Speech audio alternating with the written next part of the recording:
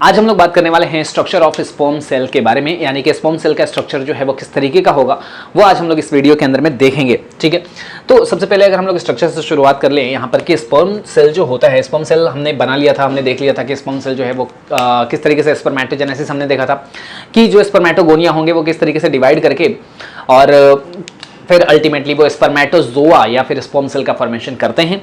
Spermatozoa या sperm cell जो होगा उसका स्ट्रक्चर जो है वो over the period of time, वो चूंकि नॉर्मली अगर हम लोग बात करें तो नॉर्मल सेल कुछ इस तरीके का होता है ह्यूमन बॉडी के अंदर में, जितने भी नॉर्मल सेल आप जानते हैं तो वो इस टाइप के होते हैं।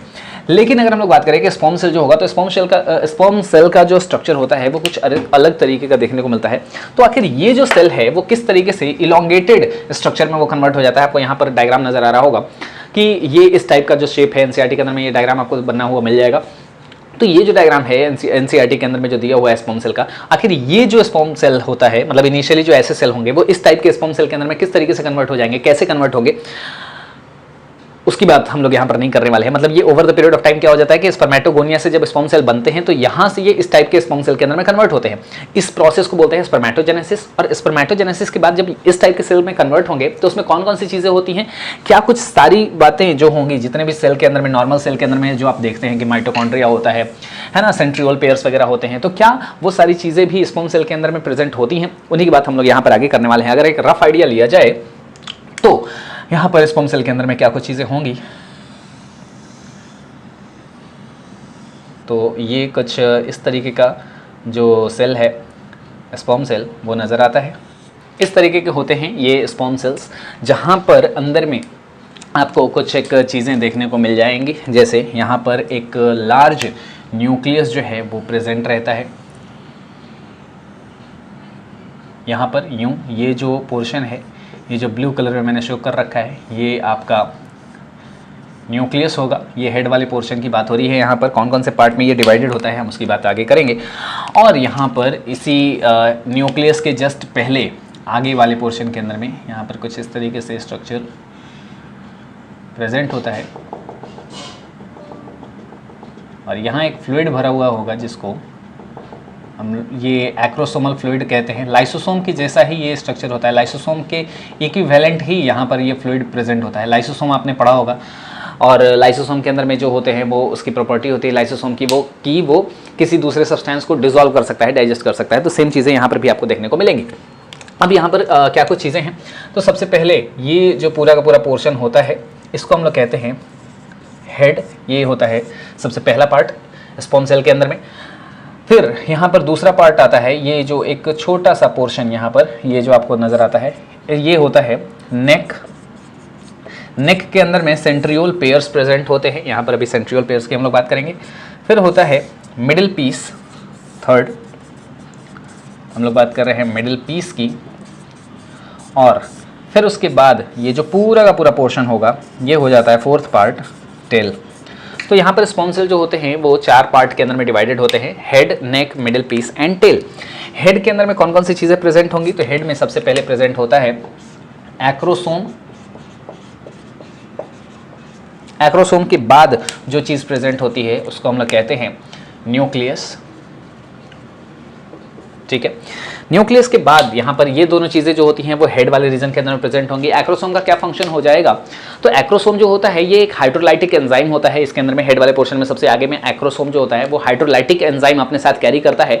और वो जब ओवम के साथ, ओवम यानी कि फीमेल गैमेट जब सेकेंडरी oocyte के साथ जब वो वहाँ पर जाता है, उसके साथ कॉन्टैक्ट में आता है, उसको पेनिट्रेट करता है, तो उस पेनिट्रेशन के अंदर में ये जो एक्रोसोम होगा वो हेल्प करता है। न्यूक्लियस आप जानते हैं कि ये जो एक स्पर्म सेल है ये तो एक सेल होगा, तो यहाँ पर इसके अंदर में न्यूक्लियस होगा। और ये न्यूक्लियस कैसा होगा, हैप्लॉइड न्यूक्लियस होगा। ऑब्वियस सी बात है, चूंकि ये फीमेल गैमेट की मेल गैमेट की यहाँ पर बात हो रही है।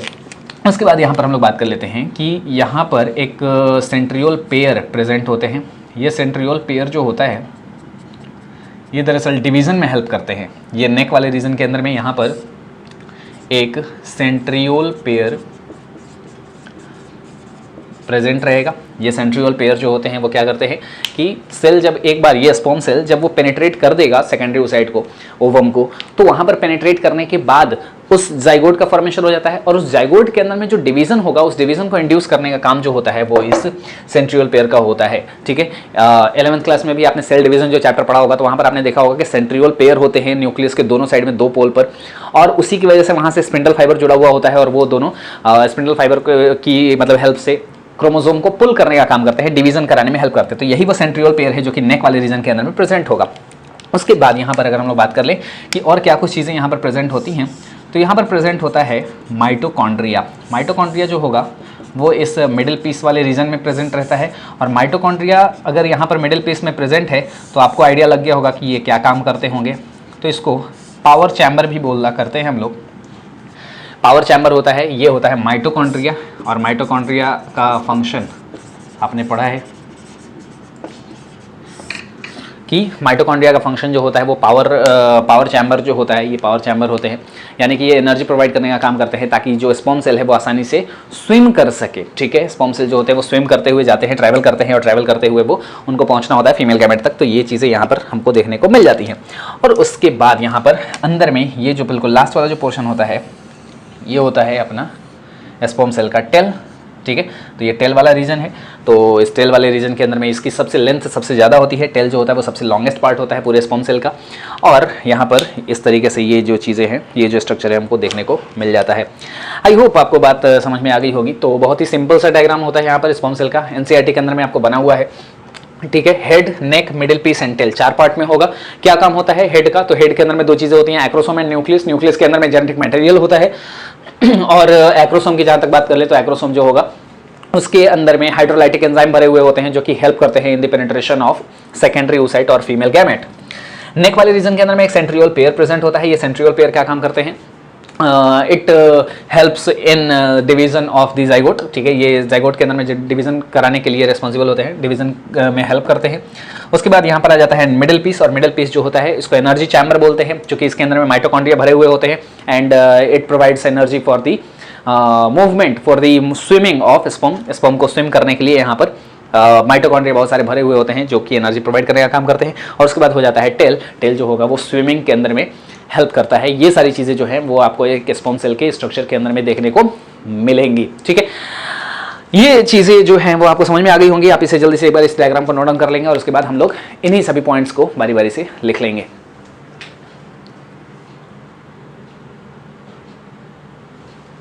अब हम लोग बात कर लेते हैं यहाँ पर इन्हीं सभी 4 पॉइंट्स के 4 पार्ट के बारे में कि इस स्ट्रक्चर ऑफ स्पर्म के अंदर में क्या कुछ चीज़ें प्रेजेंट होंगी। इट कंसिस्ट ऑफ, सबसे पहला पार्ट आता है हेड। हेड कैसा होगा? ये इलोंगेटेड पोर्शन होता है and it contains haploid nucleus. ये एन जो है वो रिप्रेजेंट कर रहा है हैप्लॉइड को, हैप्लॉइड न्यूक्लियस होगा। And it is covered by acrosome. Acrosome के द्वारा जो न्यूक्लियस होता है वो आगे से कवर्ड रहता है।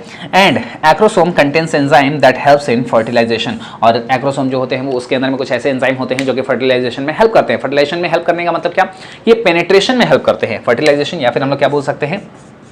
पेनेट्रेशन। ठीक है, तो पेनेट्रेशन जब होगा तभी फर्टिलाइजेशन होगा। तो एक तरीके से ये क्या कर रहे हैं कि फर्टिलाइजेशन में हेल्प कर रहे हैं। उसके बाद आ जाता है दूसरा पार्ट, हेड के बाद होता है neck and it contains a pair of centriole. यहाँ पर एक पेयर सेंट्रियोल का होता है, मतलब 2 सेंट्रियोल प्रेजेंट होते हैं and centriole pair helps in division of the zygote. Zygote के डिवीजन में हेल्प करते हैं। आई होप आपको नीचे वाला पोर्शन नजर आ रहा होगा। कल वाली वीडियो के अंदर में ये थोड़ा सा पोर्शन गायब हो गया था। अभी वीडियो शूट करते वक्त पता है नहीं कि ये एडिटिंग के अंदर में कितना कुछ कट जाएगा। तो आई होप आपको नजर आ रहा होगा। यहाँ पर लिख रखा है मैंने, आप फिर से रिपीट कर देता हूँ। Centriole pair helps in division of zygote. ठीक है, तो अगर आपको नहीं भी दिख रहा होगा तो आप लिख लेना।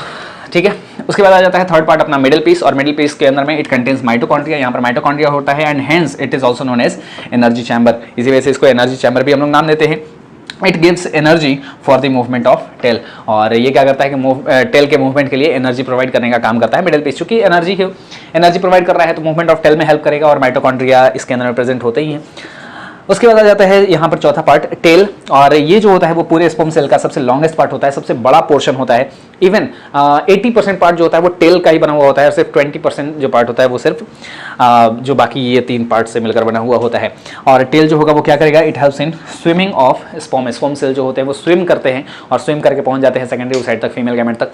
तो ओवम तक, तो वहाँ तक पहुँचने के लिए, वहाँ तक जाने में हेल्प करता है कौन, ये टेल वाला जो है वो पोर्शन। आप इसे भी जल्दी से नोट डाउन करेंगे। अब बात कर लेते हैं किसी भी ह्यूमन के फर्टिलिटी के बारे में। तो फर्टिलिटी जो होता है वो क्या होगा, तो नॉर्मल स्पर्म काउंट की हम लोग यहाँ पर बात कर रहे हैं कि नॉर्मल स्पर्म काउंट क्या होता है। तो स्पर्म काउंट वाला ये वाला पोर्शन जो है मैंने आपको पहले भी बता रखा है कि नॉर्मल स्पर्म काउंट जो होता है वो 20 से 120 मिलियन पर मिलीलीटर होगा। मतलब 1 मिलीलीटर सीमेन के अंदर में 20 से 120 मिलियन अगर स्पर्म सेल्स प्रेजेंट होते हैं तो उसको हम लोग बोलते हैं नॉर्मल स्पर्म काउंट के अंदर में आता है वो। और इसी तरीके से पर इजैकुलेशन, एक इजैकुलेशन के अंदर में 3 to 4 ml सीमेन इजैकुलेट होता है। तो उसके हिसाब से अगर हम लोग देखें तो 80 to 300 मिलियन स्पर्म सेल्स जो होते हैं वो आपको पर इजैकुलेशन के अंदर में देखने को मिल जाएंगे। तो अगर हम लोग नॉर्मल फर्टिलिटी की बात करें तो नॉर्मल फर्टिलिटी के अंदर में मोर देन और equal to 60% normal shape and size वाले स्पर्म सेल होने चाहिए। मतलब सीमेन के अंदर में अगर 60 या 60% से ज्यादा अगर नॉर्मल शेप और साइज वाले अगर स्पर्म सेल्स प्रेजेंट हैं और साथ ही साथ 40% से ज्यादा अगर मोटाइल स्पर्म सेल प्रेजेंट है, स्पर्म सेल जो होते हैं वो मूवेबल होते हैं, तो एटलीस्ट 40% होने चाहिए मोटाइल स्पर्म और एंड एटलीस्ट 60%, एटलीस्ट बोला है मतलब 60% या 60% से ज्यादा हो सकते हैं अगर नॉर्मल शेप एंड साइज के अगर स्पर्म सेल्स होते हैं, तो उनको हम लोग बोलते हैं नॉर्मल, मतलब नॉर्मल फर्टाइल ह्यूमन। ठीक है, अब यहां पर बात आ जाती है कि अगर ऐसा ना होगा, नहीं होगा, तो यहां पर कौन कौन से हम लोग मेडिकल टर्म्स दे सकते हैं। तो 3 अलग अलग मेडिकल टर्म्स आते हैं, ओलिगोस्पर्मिया, एजोस्पर्मिया एंड नेक्रोस्पर्मिया। ठीक है, ये वाला पोर्शन जैसे मैंने आपको पहले भी बताया कि अगर वो आपको नजर नहीं आ रहा होगा तो आप टेलीग्राम चैनल पे जाकर जरूर से चैनल को आप ज्वाइन कर लें और वहाँ पर ये सभी के जो नोट्स हैं और जो कुछ भी आप डायग्राम यहाँ पर बना रहे होते हैं, तो उस डायग्राम का कई बार होता है कि बच्चे जो होते हैं वो उतने हाई क्वालिटी के अंदर में वीडियो नहीं देखते हैं, तो इन सभी जो भी यहाँ पर डायग्राम आपको बनाया जाता है, तो इन सभी को HD क्वालिटी के अंदर में जो डायग्राम है वो आपको टेलीग्राम चैनल के ऊपर में मिल जाएगा। तो वहाँ पर जाकर मेक श्योर जरूर से आप वहाँ पर टेलीग्राम चैनल को ज्वाइन कर लेना। ठीक है, और जल्दी वो पहले ही बता रखा है मैंने कि 1000 सब्सक्राइबर होने वाले हैं यार, तो जल्दी से आप 1000 सब्सक्राइबर लोगों को शेयर करो, बताओ। और 1000 सब्सक्राइबर करेंगे तो जल्दी से जल्दी हम लोग क्या कर सकते हैं कि सुबह में 1 घंटे का और शाम में 1 घंटे की 2 घंटे की क्लास होगी हमारी डेली, तो सिलेबस जो है वो ऑलमोस्ट बहुत ही जल्दी से कवर हो जाने वाला है। खैर हम लोग आगे बढ़ जाते हैं यहाँ पर कि ओलिगोस्पर्मिया क्या होगा। तो ओलिगो का मतलब क्या होता है, सम, कुछ, थोड़ा, कम। ठीक है, तो यहाँ पर थोड़े मतलब स्पर्मिया, ओलिगोस्पर्मिया का मतलब यहाँ पर स्पर्म की जो क्वालिटी होगी वो कम हो जाती है। तो लेस देन 20 मिलियन पर ml, अगर 1 ml में के अंदर में नॉर्मली क्या होता है 20 से 120 मिलियन स्पर्म काउंट होता है, तो अगर 20 मिलियन से भी अगर कम हो जाता है या फिर अगर हम लोग बोलें कि 40% से ज्यादा अगर स्पर्म सेल इमोटाइल हो गए, है ना, नॉर्मल फर्टिलिटी के अंदर में 40 से ज्यादा होने चाहिए मोटाइल, लेकिन अगर 40% से ज्यादा अगर इमोटाइल हो गए तो उस कंडीशन को हम लोग बोलते हैं ओलिगोस्पर्मिया। ये पूरी तरीके से यहाँ पर स्पर्म सेल खत्म नहीं हुए हैं, यहाँ पर क्या हो रहा है कि सिर्फ 20 मिलियन से कम बचे हैं, मतलब कुछ बचे हैं, इसी वजह से ओलिगो नाम दिया जाता है, ओलिगोस्पर्मिया। और या फिर 40% से ज्यादा इमोटाइल बचे हैं, तो इसी वजह से ओलिगोस्पर्मिया नाम दिया जाता है। उसी तरीके से यहाँ पर एजोस्पर्मिया वर्ड बोल रहे हैं, तो यहाँ पर क्या हो जाता है कि एजोस्पर्मिया के अंदर में कि almost absence of sperm in semen, semen के अंदर में स्पर्म सेल होंगे ही नहीं। यहाँ पर बात ध्यान देने की यह है कि सीमेन यहाँ पर होगा, बॉडी से बाहर सीमेन इजैकुलेट होगा, आपको सब कुछ नॉर्मल ही नजर आएगा, लेकिन उस सीमेन के अंदर में क्या नहीं होगा, जो स्पर्म सेल्स होते हैं वो नजर नहीं आएंगे। ठीक है, तो स्पर्म सेल, स्पर्म अलग होता है, सीमेन अलग होता है। ठीक है, अगर आप रेगुलरली वीडियो फॉलो कर रहे हैं तो आपको पता होगा। तो सीमेन के अंदर में स्पर्म सेल का बिल्कुल है एब्सेंट हो जाना, ऑलमोस्ट एब्सेंट हो जाना, उसको हम लोग बोलते हैं एजोस्पर्मिया। एंड नेक्रोस्पर्मिया, नेक्रोस्पर्मिया क्या बोलते हैं कि मोस्ट ऑफ दी जो स्पर्म सेल्स होंगे वो इमोटाइल हो जाएंगे। ठीक है, मतलब कि स्पर्म सेल वहां पर रहेंगे लेकिन सारे के सारे, लगभग सारे, ऑलमोस्ट सारे के सारे वो कैसे होंगे, इमोटाइल होंगे। तो ऐसे स्पर्म सेल का भी कोई काम नहीं है, जब इमोटाइल ही हैं तो वो फीमेल रिप्रोडक्टिव ट्रैक्ट के अंदर में जाने के बाद भी वो आगे बढ़ ही नहीं पाएंगे, जब वो बढ़ ही नहीं पाएंगे तो फर्टिलाइजेशन में हेल्प नहीं करेंगे, तो इसी वजह से उस कंडीशन को बोला जाता है नेक्रोस्पर्मिया। तो majority of sperms are immotile in semen. और ये मोटिलिटी के लिए जिंक की रिक्वायरमेंट होती है, जिंक जो होता है वो हेल्प करता है मोटिलिटी के अंदर में। तो जिंक अगर मतलब लेने से फूड के अंदर में जिंक जिसके अंदर में होते हैं, तो ऐसे फूड लेने से नेक्रोस्पर्मिया जैसी बीमारी जो होती है वो दूर हो जाती है। आई होप बात आ गई होगी आपको समझ में। तो ये था वीडियो, आपको पहले ही बता रखा है कि टेलीग्राम चैनल जाके जरूर से ज्वाइन कर लेना, वहाँ पर HD क्वालिटी के अंदर में आपको वीडियो देखने, डायग्राम्स आपको देखने को मिल जाएंगे। 1000 सब्सक्राइबर जितनी जल्दी से जल्दी हम सब अगर अचीव कर लेंगे तो हमारा जो ये रेगुलर वीडियोस जो हैं वो अपलोड होना शुरू हो जाएगा। उसके बाद इस वीडियो को लाइक कर देना, अगर आपको पसंद आता है तो लाइक जरूर से कर देना यार, नहीं पसंद आता है डिसलाइक भी करके बता देना, कुछ ना कुछ तो कर देना, लाइक कर दो, डिसलाइक कर दो। अगर कुछ भी नहीं आता है कमेंट के अंदर में, अगर कोई भी डाउट होता है तो आप कमेंट बॉक्स के अंदर में लिख दीजिएगा। कुछ भी नहीं लिखने का भी मन है, विनोद टाइप कर देना यार, कुछ भी नहीं होगा तो विनोद भाई अपने जो हैं वो संभाल लेंगे, सब कुछ देख दाख लेंगे। ठीक है, तो बस ठीक है, बाकी पढ़ाई करते रहो। Thank you.